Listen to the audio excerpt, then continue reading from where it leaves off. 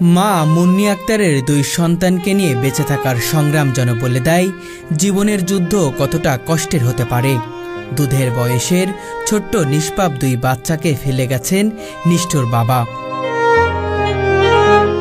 Shopping mall ও মার্কেটের কর্মচারীদের কাছে প্যাকেট খাবার বিক্রি করে দুই সন্তানকে মানুষ করার চেষ্টা চালিয়ে যাচ্ছেন মুন্নি আক্তার।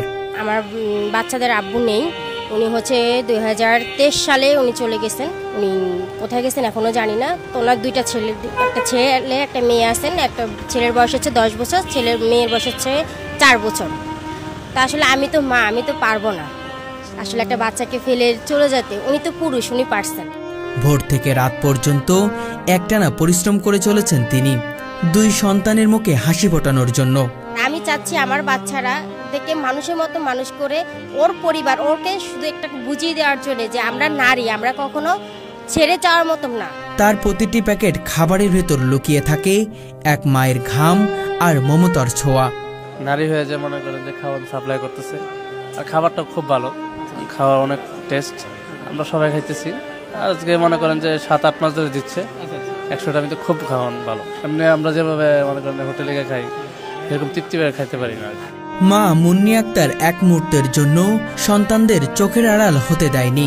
বুকের ভেতর কষ্ট জমে থাকলেও দুই সন্তানকে বুকে আগলে রেখেছেন এই হতভাগ্য মা। আমি তো বিবাহ করলে করতে পারি আমার সুখের জন্য, কিন্তু আমার বাচ্চা কাচ্চা তারা কোথায় যাবে? তাদেরকে তো কেউ দেখবে না, তাদের দায়ভার তো কেউ নিবে না। তার বাবা তো ঠিক অন্য একজনকে নিয়ে সংসার করতেছেন, কিন্তু আমি চাইলে সেটা পারছি না। আসলে আমি তো মা, আমি পারি না। হ্যাঁ, এটাই ভাগ্যের নির্মম পরিহাস। স্বামী চলে গেলেও মায়ের ভালোবাসায় থেমে নেই। প্রিয় দর্শক, আজ আমরা আপনাদের সামনে তুলে ধরব সংগ্রামী মা মুন্নি আক্তারের সেই জীবন গল্প, যা শোনার পর চোখে পানি চলে আসবে। একটাই স্বপ্ন, ওদেরকে মানুষের মতো মানুষ করা। ছেলে ক্লাস 5-এ পড়ছে, এবার 6-এ উঠবে। আর মেয়ের এখনো লেখাপড়া হয়নি, তবে বাসায় রানিং চলতেছে। বাসায় যতটুকু পারছি করছি। আর এই মাসে জানুয়ারি থেকে মেয়েটাকে কোচিংয়ে দিব, মানে টিচার রাখবো আর কি। আর 10টি নারীর মতো জীবন নয়, মুন্নি আক্তারের জীবন এক অবিরাম সংগ্রাম আর এক মায়ের অদম্য সাহসের গল্প। আমাকে সাপোর্ট করার মতন কেউ নেই, ডান বাম সামনে পিছে কেউ নেই। যাই কিছু করছি আমি আমার বলে, আমার জোরে, আমারটা দিয়ে আমি করছি। মুন্নি আক্তারের দিন শুরু হয় ভোরের আলো ফোটার আগেই। যখন শহরের মানুষ তখনও ঘুমে অচেতন, তিনি তখন ব্যস্ত দিনের প্রস্তুতিতে। ছোট্ট দুই সন্তানকে কথায় জড়িয়ে রেখে এক হাতে বাজারের ব্যাগ নিয়ে ছুটে যান বাজারে। মাছ, মাংস, সবজি আর চাল কিনে ঘরে ফেরেন। ফিরে এসে শুরু হয় একটানা সংগ্রাম। প্রথমে ধোয়া মোছা, তারপরে সবজি কাটা, মাছ পরিষ্কার, মশলা বাটা, তারপর শুরু হয় রান্না। প্রায় 40 জন মানুষের জন্য রান্না করতে হয় তাকে। হাতে শক্তি কমে এলেও থামেন না তিনি, কারণ প্রতিটি হাঁড়িতে শুধু ভাত আর তরকারি নয়, ফুটছে এক মায়ের ভালোবাসা আর জীবনের লড়াই। রান্না শেষে শুরু হয় খাবার প্যাকেটিং। প্লাস্টিকের বাটিতে ভরে দেন ভুনা খিচুড়ি, মাংস কিংবা সাদা ভাতের সঙ্গে মাছের তরকারি। আর প্রতিটি প্যাকেট যেন বলে দেয়, আমার সন্তানের মুখে হাসি ফোটাতে আমি লড়ে যাচ্ছি। প্যাকেটিং শেষে আবারও শুরু হয় শহরের পথে ছুটে চলা। শপিং মল আর মার্কেটের কর্মচারীদের কাছে খাবার পৌঁছে দেন তিনি। গরম রোদে, ঝড় বৃষ্টিতে বা শীতের কনকনে হাওয়ায় থামে না তার পথ চলা। সকাল 7টা থেকে আমার পরিশ্রমী শুরু হয়। সকাল 7টা থেকে কুটাকাটি, রান্না বান্না, এক হাতে দোয়া পালকো, বা 40টা করে বাটি থাকে, ডাউল বাটি, আলাদা তরকারি বাটি, সব মিলে জিলায় দেখা গেছে সেই 90-100টার মতন বাটি থাকে। ওগুলো দোয়া, ঘরে দোয়া পালকা গোছানো শুরু থেকে একদম সকাল থেকে শুরু হয়, একদম আপনার রাতের 1টা পর্যন্ত আমার কার্যক্রম চলতে থাকে। এর মধ্যে আমি হয়তো 2 ঘন্টা একটু রেস্ট নিই। এছাড়া আমার চলতে থাকে, যেমন বাটি উঠাবো, বাটি উঠাবো, এখন খাবার দিচ্ছে, 1 ঘন্টা বিরতি আছে। এরপর আমার বাটি উঠানো শুরু হবে। বাটি উঠানো শুরু হওয়ার পরে আমি বাটি উঠে বাসায় যাওয়ার পরে হিসাব কিতাব করে আবার বাজার করব। বাজার করে রেখে ঘর দুয়ার গোছায় সব কিছু দোয়া ফলকা করে ঘুমাইতে ঘুমাইতে আমার 1 থেকে 1:30-2টা বাজবে। আবার সকালে উঠে শুরু হয় আমার রান্নার কাজ। প্রথম দিকে দিনে মাত্র 10টি প্যাকেট বিক্রি হতো, আর আজ তা 40-এর বেশি। তবু বাজারের চাহিদার তুলনায় তা খুবই কম। একসময় আমার খাবারের বিজনেস নিয়ে আমার 10টা খাবার নিয়ে ঘোরা লাগতো। 10 থেকে 15টা খাবার নিয়ে অনেক ঘোরার পরে আমার খাবার যেত। অনেক সময় আমার খাবার 7টা 8টা থেকে যেত। 20টা খাবার থেকে এমন হয়ে গেছে 12টা খাবার নিয়ে আমি বাসায় চলে গেছি। তো আল্লাহর রহমতে এখন আমার 40-36টা খাবার যাচ্ছে। আমার আল্লাহর রহমতে মার্কেটে খুব চাহিদা যে আজকের কথাই বলি, আজকে আমি 36টা খাবার নিয়ে এসেছি, তাও আমার যদি 40টাও নিয়ে আসতাম সে করে চলে যেত। অনেকে বলতেছে আপনারা এত কম খাবার নিয়ে আসেন কেন? তা আমি মনে করি যে আমার খাবার যদি ভালো না হতো, আমার যদি সার্ভিসিং সুন্দর না হতো, তাহলে তারা আমাকে এই উদ্যোগটা দিত না যে আপনারা খাবার কেন কম আনেন। এই লড়াইয়ে তার সঙ্গী হয়েছে ছোট্ট ছেলে। স্কুল থেকে ফিরে বা পড়ার ফাঁকে যতটুকু পারে মাকে সাহায্য করে, কখনো প্যাকেট গুছিয়ে দেয়, কখনো মায়ের সঙ্গে খাবার পৌঁছে দেয়। যেহেতু একটা ছোট বাচ্চা আছে, ও দেখা গেছে মেয়েটা তো কিছু করতে পারে না, ছোট ছেলেটা করে, ছেলেটা টুকিটাকি যতটুকু সহযোগিতা করতে পারে করে। আর প্লাস আছে আমার ভাই যতটুকু সহযোগিতা করতে পারে করে। আমার ওই বিভিন্ন কাজে আমাকে ইয়ে করে, যেমন সকালবেলা ওই অর্ডার নিতে যায়, অর্ডার নিয়ে আসে মার্কেট থেকে কয়টা খাবার আসবে ডেলিভারি দেওয়া হবে সেটা ওই করতেছে। খাবার আমার সাথে নিয়ে যায় মার্কেট অবধি, ওই যতগুলো দোকান আছে ওই আর আমি ওগুলো নিজের হাতেই করা। হ্যাঁ, আমার কুটা বাচ্চা দোয়া পালকা সম্পূর্ণটা আমার উপরে। ছেলেটি হয়তো এখনো ছোট, কিন্তু সে জানে তার মা শুধু মা নন, তিনি একজন যোদ্ধা। আমার আম্মু দিন থেকে রাত পর্যন্ত পরিশ্রম করে আমাদের মানুষের মতো মানুষ করছে, আমাদের লেখাপড়া করাচ্ছে।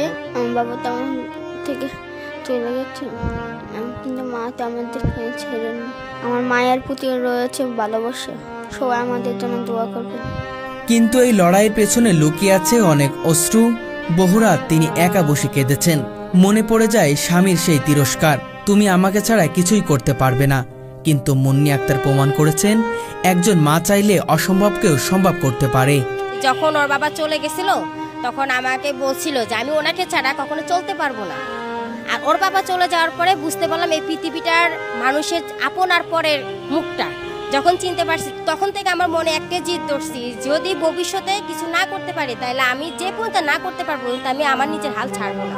আর আমি কিছু করবই, সেটা আজকে হোক কালকে হোক, এটা আমার খুব ইচ্ছা, খুব স্বপ্ন। বাদ বাকি আল্লাহর ইচ্ছা, আল্লাহ যদি চান তাহলে অবশ্যই আমাকে দিবেন। সকাল 7টা থেকে রাত 1টা পর্যন্ত চলে তার পরিশ্রম। শরীর ভেঙে যায়, হাত পা অবশ হয়ে আসে, কিন্তু থেমে থাকার সুযোগ নেই। সন্তানদের মুখে ছোট্ট হাসি দেখলে সব ক্লান্তি মুছে যায়। আসলে ছোটবেলা থেকে খুব কষ্ট করতে করতে বড় হয়েছি, এখন এই জন্য কোনোটাই আমার কাছে কষ্ট মনে হয় না। কষ্টকে এখন আমার কাছে সুখ মনে হয়, কারণ আমার যত কষ্ট যত দুঃখ, আমার মেয়ে যখন আমাকে মা করে ডাকে, ও যখন হাসি মুখ দেখি আমার বুকটা ভরে যায়। আমার ওর জানি না আমার মেয়েটার প্রতি কেন আমার এত ভালোবাসা, এত স্নেহ। ওর মা ডাক, ওর আবদার, ওর কোনো কিছু আমি ফেলতে পারি না। আমি ছেলেটাকে বলি যে আব্বু তুমি একটু বুঝো, তুমি এটা না করলে হয়। ছেলেটা দেখি যে না বুঝে, কিন্তু মেয়েটা অনেক বুঝে না। মেয়েটা যেটা চাবে সেটা তাকে দিতেই হবে, তাই মেয়েটার আবদার সব আবদারে পূর্ণ করি। মুন্নি আক্তার চাইলে আরেকটি বিয়ে করতে পারতেন, হয়তো জীবনটা সহজ হতো, কিন্তু সন্তানদের ভবিষ্যতের কথা ভেবে নিজেকে উৎসর্গ করেছেন। বাচ্চাদেরকে নিয়ে লড়াই শুধু এজন্যই করছি, তাকে বুঝিয়ে দেওয়ার জন্য যে আমি ভালো, আমার চরিত্র কখনো খারাপ না। কারণ আমার আদর্শ, আমার বাবা মা যে শিক্ষা আমাকে দিয়ে বড় করছে, সেই শিক্ষার ভিতরে কখনো ঘাটতি ছিলেন না। তার শিক্ষায় ঘাটতি ছিল, আমার শিক্ষায় কখনো ঘাটতি ছিল না। আমার শিক্ষা পরিপূর্ণ ছিল, তাই আমি কখনো আমার সন্তান, আমার বাচ্চাদেরকে আমি ছেড়ে চলে যেতে পারি না। আমি এখনো চিন্তা করতে পারি না যে আমার বাচ্চাকে রেখে আমার ভবিষ্যৎ চিন্তা রাখবো। আমার কিন্তু বয়স বেশি না, আমার অনেক অল্প বয়স। আমি চাইলে একটা সুন্দর করে একটা সংসার সাজাতে পারি, কিন্তু শুধুমাত্র বাচ্চাদের মুখের দিকে তাকায়, বাচ্চাদের জন্য আজকে আমি আমার এই পজিশনে আমি আছি।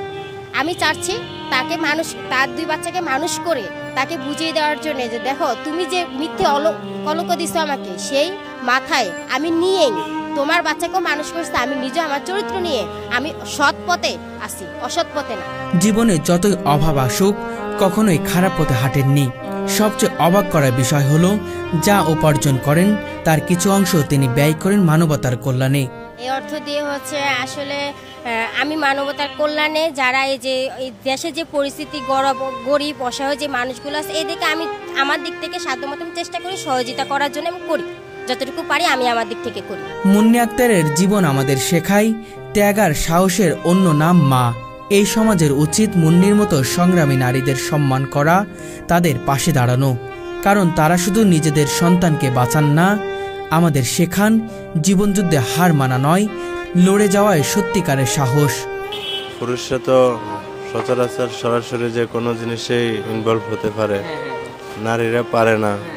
সেক্ষেত্রে কোনো নারী যদি নিজে নিজে উদ্যোগ নেয় কোনো কিছু করার, পরিবারের পাশে দাঁড়ানোর, অবশ্যই সেটা ভালো দিক, সমাজেরও ভালো দিক। বিভিন্ন নারী বিভিন্ন খারাপ পথে আছে, যে নারী মনে করেন একটা ভালো পথে আছে, একটা উপার্জনের দিক মানুষের সামনে ধরে মনে করেন সরাসরি মার্কেট প্লেসে আছে, এটা অবশ্যই নারী একজন না, এটা সব নারীর দিক দিয়ে ভালো দিক। ধরতে গেলে সবই কষ্টের। এই যে সারাদিন শোল থেকে একটা মানুষের তো চায় একটু ঘুরতে, একটু কথা বলতে, একটু আড্ডা দিতে, এক জায়গায় বেড়াতে যেতে। আসলে খাবারের বিজনেসটা এমন একটা বিজনেস, একদিনের জন্য বন্ধ দেওয়া যায় না। এমন একটা খাবারের বিজনেস, এটা প্রতিনিয়ত কন্টিনিউ রাখতে হয়। আপনি কন্টিনিউ রাখবেন, আপনার মার্কেট ভালো থাকবে। আপনি কন্ট্রোল না করতে পারবেন, আপনার মার্কেট খারাপ হয়ে যাবে, আপনাকে আর কাস্টমার নিবে না। তো এটা সব মিলাই দেখা যাচ্ছে যে আসলে আমার যে একটা স্বাধীনতা, এই স্বাধীনতাটা আমার নেই। তারপরেও আমি দিন শেষে মনে করি যে আমি অনেক ভালো আছি। আমি আমার সাধ্য মতন চেষ্টা করতেছি। আমি চাচ্ছি যে আমি যে খাবারটা খাবো, আমার স্বাস্থ্য শরীর যদি ভালো থাকে, তাহলে আমার আর একটা ভাই বোন, সে তারা তো আমাদের আত্মার ভাই বোন, তাহলে তারাও যদি স্বাস্থ্যকর না খাবার খেতে পারে, তাহলে তাদের স্বাস্থ্য ভালো থাকবে না। তো সেই অনুযায়ী আমি আমার সাধ্য মতন চেষ্টা করি, যতটুকু আমি ঘরে খাচ্ছি ওটুকুই আমি চেষ্টা করি তাদেরকে দেওয়ার জন্য। আমি যখন খাবারের বিজনেস শুরু করছি, আমার কাছে এক পয়সাও ছিল না। আমার যেই টাকা ছিল ওটা দিয়ে আমি শুরু করছি। ওইটা দিয়ে শুরু করতে করতে এখন অনেকটা বড় হয়েছি। আমি আগে যে ঘরে ছিলাম তার থেকে উন্নতি ঘরে আসছি। বাচ্চা কাচ্চারা নিজের দায়িত্বে, নিজে প্রতি মাসে ছেলের পিছনে আমার খরচ আছে 2000 টাকা। শুধুমাত্র পড়ালেখার খরচই ওর পিছনে আছে আমার 2000 টাকা। খাতা কলম বাদ, খাতা কলম তো ওগুলো বাদ, ওদের মজা খাবার, বাড়তি খরচ। একটা নারীর বিবাহ জীবনে একবারই হয়, বারবার হয় না।